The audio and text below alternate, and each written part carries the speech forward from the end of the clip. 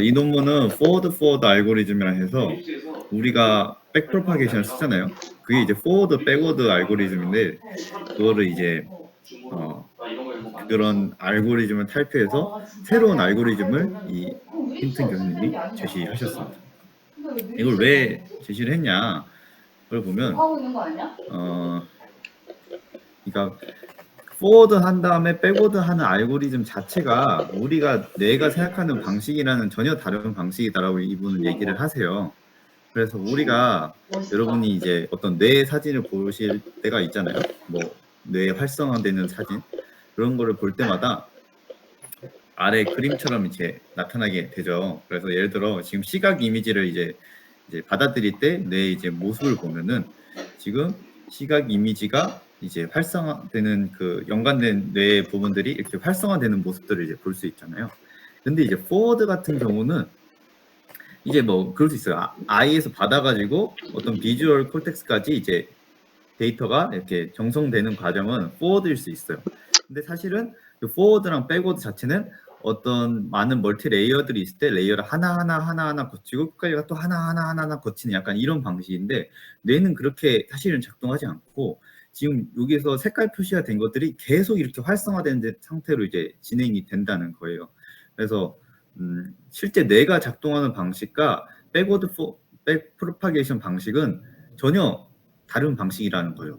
그리고 어떻게 보면은 이제 백 프로파게이션 방식은 앞에부터 시작해서 계속 왔다 갔다 이런 식으로 하는 방식이기 때문에 지금 어떤 계산을 하고 있는 레이어 단을 제외하면은 다른 데는 딱히 이제 아무것도 안 하는 휴식을 하는 거의 느낌이죠.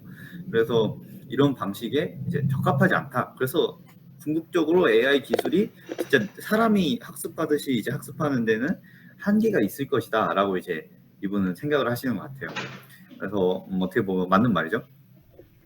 그래서 이제 실제로 이제 콜텍스라고 하는 어떤 뇌 시냅스 막 이런 건가 봐요. 그래서 뉴런 시냅스 막 이런 것 같은데 이게 학습하는 방식이 백프로파게이션이랑 전혀 같지 않다라는 걸 이제 얘기를 하며 그리고 이런 시각 이미지가 들어왔을 때 보통 뭐 이렇게 두 가지 어떤 에리어에서 이제 한 6개의 뭐 콜티컬 레이어를 거쳐 다시 아이로 돌아오는 루프 과정을 이제 도는 그런 그 실제로 뇌가 학습하는 그런 것들을 이제 보고 이제 제시를 했다고 합니다. 그리고 백프로파게이션의 이제 문제점 중에 하나가 미분이 가능해야 된다는 건데 이제 미분이 불가능한 경우는 이제 미분할 수 없다라는 좀 단점이 있죠. 그래서 미분이 불가능한 경우에는 뭐 베리에이드 오토인쿠션을 쓰던가 아니면 뭐 광학습을 좀 쓰던가 해서 좀 이걸 채워 나가는데 이제 이분이 제시하는 포워드 방식은 이제 그런 거 필요 없다. 뭐 미분이 가능하던 말든 이제 상관이 없는 그런 방식이 됩니다. 그래서 이 포워드 알고리즘의 가장 큰 이제 아이디어 중에 하나는 포워드를 2개 사용하는 건데 이제 2개가 서로 반대의 목표를 갖게 됩니다. 그래서 컨트라스트 러닝에서 그 아이디어를 따온 거기 때문에 그래서 첫 번째 포워드는 이제 파지티브 데이터를 이제 학습하고 두 번째 포워드는 네거티브 데이터를 이제 학습하게 됩니다. 그래서 이제 파지티브 데이터란 이제 리얼 데이터, 그러니까 뭐 라벨이 잘 붙어 있고 진짜 데이터를 이제 학습을 하는 거고 이제 네거티브 데이터는 이제 그것과 좀 다른 데이터, 그러니까 파지티브 데이터가 아닌 올바르지 않는 데이터를 학습하면서 이제 오히려 멀어지게 학습하고 파지티브 데이터와 이제 가깝게 학습하고 이런 방식으로 이제 포워드 알고리즘을 이제 진행하게 됩니다. 그래서 애초에 이 논문을 보면은 이렇게 명시를 해놨어요. 이제 볼츠만 머신이랑 이제 노이즈 컨트라스트 뭐 에스티메이션에 영감을 받았다라고 이렇게 얘기를 하십니다. 근데 뭐 볼츠만 머신 RBM 자체가 힌튼 교수님이 만드신 거죠. 그래서 힌튼 교수님의 어떤 가장 자기가 자부심을 갖고 있는 연구라고 하는 게 RBM 연구라고 하더라고요. 그래서 그것과 이제 요즘 대세인 좀 컨트라스트 러닝을 이제 핫하여 이제 사용하게 됩니다. 그래서 기본적으로 백워드 에는 서로 미분을 가능하게 하기 때문에 전 레이어 단과 앞 레이어 단이 계속 연결돼서 계산되는 그 과정을 거치는데 이 포워드 자체는 그렇지 않습니다. 어떤 레이어가 각자 이제 어떤 독립적인 생각을 갖게 된다고 생각하시면 돼요. 그래서 예를 들어 뭐 미니스트 데이터를 이제 학습을 한다 쳤을 때 이제 첫 번째 레이어 단도 난 6인 것 같아라고 생각을 하고 두 번째 레이어 단도 나도 6인 것 같아 생각하고 이런 식의 학습을 하게 됩니다. 그래서 그리드 멀티 레이어 러닝이라고 얘기를 하고 있고요. 그래서 어떤 인간이 사실 뭔가를 이제 생각하고 추론하는 방식과 되게 유사하게 하려는 노력들이 되게 많이 보입니다. 우리가 생각했을 때도 어떤 최종 결과물을 이제 그 추론하는 방식으로 사람이 계속 학습을 하게 되는데 그런 방법을 이제 도입을 하셨다고 좀 이제 볼 수 있습니다. 그래서 사실 뭐 식 같은 거 자체는 그렇게 어렵진 않습니다. 그래서 뭐 오른쪽 이제 아래 있는 사진을 보시면 파지티브 패스와 네거티브 패스에 대한 게 있는데 이제 파지티브 패스 이제 6을 학습을 하고 있는 거죠. 6을 학습하는 게 이제 각 레이어의 어떤 뉴런들을 그냥 이제 그 어그리게이션 한 다음에 제곱을 해서 이제 쓰고 있죠. 그리고 이제 네거티브 뭐 패스도 똑같지. 근데 네거티브는 이제 반대로 네거티브니까 앞에 마이너스 단위 붙어 있는 정도. 그래서 어떤 레이어에 대한 뭐 굿니스 펑션을 이제 사용하게 되는데 이 굿니스 펑션이 각 레이어에 이제 뉴런드의 어떤 오브젝트 펑션이 뭐 썸 오브 스퀘어라 했을 때 이제 이런 식으로 학습을 하게 되는 겁니다. 각 뉴런들이 이제 생각하는 것들을 이제 다 이제 제곱해서 이제 썸한 게 이제 이 식의 굿니스 펑션이라 할 수 있는 거죠. 그러면 이제 레이어 수만큼 굿니스 펑션이 나오겠죠. 이제 그거를 이제 이용해서 최종적으로 프레딕을 하게 되는 거예요. 그래서 알고리즘 자체는 굉장히 간단합니다. 그래서 이 알고리즘이 실제로 어떻게 그리고 이제 한 가지 더가 있는데 첫 번째 레어에서 열심히 이제 학습을 합니다. 여기서 이제 막 학습을 하게 되는데 뭐 6도 받아서 학습하고 뭐 네거티브 데이터도 받아서 학습하고 하는데 이거를 이제 학습한 거를 이제 아웃풋으로 뱉어서 이제 다음 단으로 넘어가게 되는데 이제 다음 단을 넘겨버리니까 그냥 애들이 벡터 그 두 번째 단에서는 어떤 벡터의 크기만으로도 판별을 해버리는 거예요. 그래서 이제 학습이 되지 않는 거죠. 그래서 근데 그거는 이제 힌튼 교수님 의도한 바도 아니고 어떻게 보면 레이어 각각이 어떤 주체성을 갖고 학습을 하고 어떤 대답을 해야 되는데 그 앞에 단에 있는 정보를 그냥 벡터만 이제 크기만 비교해서 이렇게 하면 되겠다 이렇게 하는 게 학습이 되지 않는 거기 때문에 이제 여기서 어떤 방법을 사용하냐면요. 그래서 첫 번째 레이어 단에서 이 학습을 한 걸 넘겨주는데 이걸 노멀라이즈해서 넘겨줍니다. 그래서 어떤 크기를 다 동등하게 해서 넘겨주는 거죠. 그래서 크기 정보를 필터링하고 오로지 벡터의 방향 정보만 이제 줘가지고 다음 레이어에 보내는 방식을 이제 사용하게 됩니다. 그러면 이제 두 번째 단에도 벡터 크기만으로 판별할 수 없기 때문에 계속 이제 학습이 되는 거죠. 두 번째 단도 두 번째 단만의 어떤 이제 학습을 하고 세 번째 단도 세 번째 단만에 이제 학습을 하고 이런 식으로 이제 진행이 됩니다.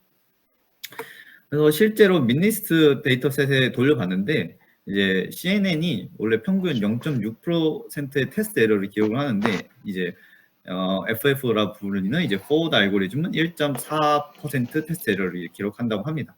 그냥 성능적으로 봤을 땐 아직 그 백워드 방식을 이기지는 못하고 있다고 얘기합니다. 그래서 저자도 뭐라 얘기하냐면 이 방법이 궁극적으로 지금 당장 모든 그 딥러닝의 학습 방식을 변화할 거라고 기대하지는 않습니다. 다만 이 교수님이 얘기하기로는 앞으로 가야 될 방향은 이게 아닌가 라는 이렇게 얘기를 합니다. 그 교수님의 이제 주장의 근거는 이제 앞서 말씀드렸던 실제로 인간의 뇌가 합숙하는 방식과 백워드 방식에 전혀 맞지 않고 뭐 이런 것들을 이제 얘기를 하는 거죠. 그래서 뭐 드롭아웃이나 뭐 라벨 스무딩을 사용해서 뭐 1.1%까지 테스트 에러를 이제 줄여볼 수 있다라고 이렇게 얘기를 하고, 근데 여기서 포인트는 포워드 방식이 어느 정도 학습이 가능하다라는 게 좀 어떤 가능성 측면을 본 되게 신기한 면이었습니다. 자, 그러면 이걸 보고 이제 언스퍼바이즈드 러닝 이그젬플을 좀 살펴볼 건데. 여기서 우리는 의문점을 두 개 갖게 됩니다. 첫 번째는 네거티브 데이터셋을 사용하는 효과는 무엇일까? 왜 이걸 사용해야 될까? 그냥 파지티브 데이터셋만 사용하면 되는 거 아닐까? 라는 게 있고, 두 번째는 네거티브 데이터셋은 어떤 게 좋은 네거티브 데이터셋일까? 라는 이제 두 가지의 고민을 갖게 되는데, 이제 힌튼 교수님이 얘기하시기로는 왜 네거티브 샘플링을 네거티브 데이터를 사용하는 이유는 컨트라스트 러닝 아이디어를 빌려온 이유는 컨트라스트 러닝 자체가 원래 백워드 프로파게이션이 필요하지 않는 알고리즘이기 때문인 것 같습니다. 그래서 어떤 그 오리지널 이미지가 있고 이거를 이제 언스퍼바이즈 이제 그 컨트라스트 러닝을 한다 쳤을 때 사실은 이거를 어떤 레프레젠테이션 벡터에 학습을 한 다음에 그걸 뭐 소프트맥스를 태우고 소프트맥스를 태운 다음에 어떤 리니어 단에 넘겨서 이게 뭐일 확률 이런 식으로 추정을 하기 때문에 애초에 언스퍼바이저 그 컨트라스트 러닝에는 백워드 프로파게이션이 필요가 없습니다. 그렇기 때문에 목적은 백워드 프로파게이션을 안 하는 거기 때문에 이 교수님이 말하기는 굉장히 적합한 방법이지 않냐 이렇게 얘기를 하는 것 같고, 두 번째로 좋은 네거티브 데이터셋은 이제 무엇인가라고 했을 때 이 교수님이 말하시기로는 네거티브 데이터셋이 리얼월드 데이터셋과 롱레인지 코릴레이션은 다르고 숏레인지 코릴레이션은 유사하게 구성하는 거라고 이제 얘기를 합니다. 그래서 잠시만요. 제가 이거 거꾸로 적었거든요. 숏레인지 코릴레이션을 다르게, 롱레인지 코릴레이션을 유사하게 적는 게 유사하게 이제 만든 게 맞습니다. 저도 뭐 숏레인지 코릴레이션이나 롱레인지 코릴레이션에 대해서 정확하게 잘 모르겠지만 이렇게 읽어본 바로는 이제 숏레인지 코릴레이션만 보고 얘네가 판단할 수 있으면 안 된다는 겁니다. 그러니까 그림이 있으면 그림 전체를 보고 판단해야지 그림 일부분을 보고 판단할 수 있게 네거티브 데이터셋을 만들면 안 된다는 거죠. 뭐 우리가 고양이 사진을 보여줬을 때 갑자기 고양이의 어떤 일부분이 되게 이상한 뭐 사진이 있다고 했을 때 우리가 그 어떤 일정 부분만 보고 이거 가짜네 이렇게 생각하게 만들면 안 된다는 거죠. 전체 화면을 보고 이게 가짜네 라고 이렇게 생각할 수 있게 해야 된다라는 거예요. 그래서 이번 FF 알고리즘에서 네거티브 샘플링은 이렇게 만들었습니다. 첫 번째는 이제 파지티브 데이터셋에서 0과 1로 되어 있는 마스크를 만들어서 픽셀끼리 곱합니다. 여기 아래 보면 이제 왼쪽이 파지티브 데이터셋이 아닌데 뭐 7이라는 이제 파지티브 데이터셋이 있죠. 그리고 0과 1로 그냥 랜덤하게 만든 마스크를 만든 다음에 이걸 둘이 곱합니다. 두 번째는 이 마스크를 좌우 반전한 0과 1을 반전한 이제 마스크 데이터셋을 이제 다른 이상한 네거티브 데이터셋에 이제 곱합니다. 그 다음에 이거를 하이브리드 하는 거예요. 근데 이 방법을 이제 첫 번째 0과 1로 시작하는데 이제 그 다음부터 수평 및 수직 방향에서 뭐 이런 식으로 필터를 반복적으로 진행을 하면서 이제 블러핑을 하게 된다고 합니다. 그러면은 좋은 네거티브 셋이 만들어진다라고 이제 얘기를 합니다. 그래서 이렇게 해서 어떤 네거티브 데이터를 이제 만들었고요. 이걸 이용해서 4개 레이어가 있는 이제 포워드 알고리즘을 이제 돌렸는데 1.37%의 테스트 에러를 확인했다라고 하고, 이제 저는 뭐 이런 게 좀 흥미로웠어요. 프레딕션 단에서 마지막 3개의 레이어를 그냥 노멀라이즈 액티베이션 벡터를 사용했다라고 이렇게 얘기를 하더라고요. 결국에 이게 어떻게 됐냐면 뭔가 좀 민주주의 형식 같은 식으로 프레딕션을 하거든요. 이거 원래는 백워드 뭐 이런 걸 할 때는 보통 마지막 단 친구를 뭐 이렇게 뭐 마지막 리니어를 태우던가 아니면 멀티를 해서 하나로 모으던가 해가지고 이제 마지막 친구에 대한 어떤 학습의 그 결과값을 중요하게 여기잖아요. 근데 이 친구들은 레이어가 4개가 있으면 끝에 있는 3개의 이제 어떤 뉴런들에 대한 친구들을 뭐 노멀라이즈해서 사용한다는 거예요. 그러니까 뭔가 좀 더 많은 레이어 단의 그 의견을 수용하는 듯한 좀 느낌이 있습니다. 근데 여기서 말하기로는 맨 앞단까지 사용하면 오히려 테스트 결과가 안 좋아졌다라고 이렇게 얘기를 하며 4개 사용했을 때 마지막 3개만 사용하는 게 오히려 성능이 좋았다 이렇게 얘기를 합니다. 그러니까 이 말은 마지막 단 하나 사용하는 거랑 2개 사용하는 것보다 3개 사용하는 게 제일 좋았다라고 하는 게 진짜 백워드 방법이랑 전혀 다른 좀 프레딕션 단계도 적응인 것 같습니다. 그래서 뭐 이제 슈퍼바이즈 러닝에서도 물론 잘 활용을 할 수가 있고요. 슈퍼바이즈 러닝도 조금은 다릅니다. 슈퍼바이즈 러닝을 할 때 우리는 어떻게 하냐면 보통 끝에 가서 그 얘가 예측한 값을 레이블 값과 비교를 합니다. 그래서 맞냐 아니냐 이렇게 비교를 하는데 여기서는 정말 신기하게 레이블을 같이 넣습니다. 같이 넣은 다음에 이 레이블에 이제 처음에 인풋부터 같이 들어가기 때문에 되게 재밌게 좀 이렇게 됩니다. 그래서 이거 같이 넣는다는 게 무슨 말이지? 라고 저도 이제 고민을 했는데, 이게 코드를 이제 제프리 헨턴 교수님이 주신 게 아니고 다른 사람들이 구현한 것들 이런 걸 보면은 어떤 미니스 데이터셋이 있으면 그냥 맨 위에 뭐 이런 것들을 해가지고 1부터 0까지 어떤 벡터 구간을 이런 식으로 만들어 놓습니다. 그 다음에 뭐 한 개를 이제 원화수를 만들면 되잖아요. 그거를 이제 그렇게 넣어서 이제 레이블을 같이 넣어서 이제 인풋에 들어갑니다. 이런 식으로 조금 기본 백워드 방식이랑은 전혀 다른 방식으로 이제 학습을 하게 되고, 이거에 따라서 이제 결과가 나오게 되는데, 앞서 그 언스퍼바이저 러닝과 똑같은 환경으로 이제 실험을 진행했는데 1.36% 테스트 에러를 기록했다고 합니다. 그래서 근데 백워드 프로파게이션을 사용을 하면 이제 FF 알고리즘보다 한 3분의 1 정도만의 F폭만으로 비슷한 수준의 테스트 에러를 이제 기록했다고 합니다. 그러니까 어떻게 보면 성능 자체는 백워드를 당장은 이길 수 없는 부분이 좀 있죠. 그래서